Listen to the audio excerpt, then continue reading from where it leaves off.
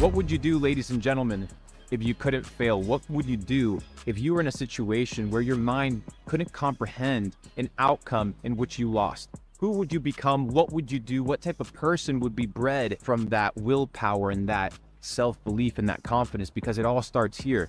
The Bible says it, as a man thinketh, so is he. So what do you say about yourself? Who are you? How do you speak to who you are and the goals and the ambitions that you have in your life?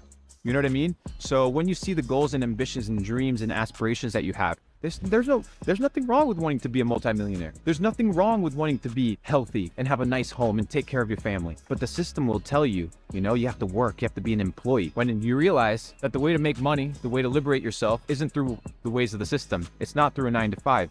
It's through self-development. It's through the understanding of the game. It's through understanding how the system works and understanding how to exploit the system to your advantage, because there's loopholes that were created intentionally by people that created the rules of the system that you abide by.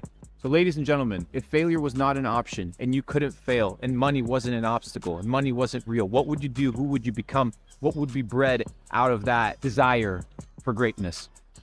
I don't know about you, but in my book, in my opinion, I can't lose, because losing is something that is designed for people that quit and for people that fail. I don't fail. I learn, I reevaluate, I analyze, I cross-examine, I fine-tune, I refine my craft. Maybe not now in my mid-20s, but in my 40s, in my 50s, in my 60s, in my 70s, in my 80s, in my 100s, I will have refined my craft, because it's a process of self-development. So if you couldn't fail because failure is not an option, because failure isn't real,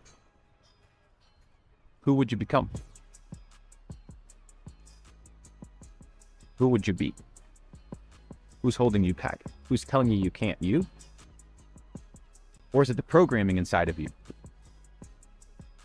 Maybe it ain't you. So ladies and gentlemen, get woke. Get positive. The world is yours for the taking.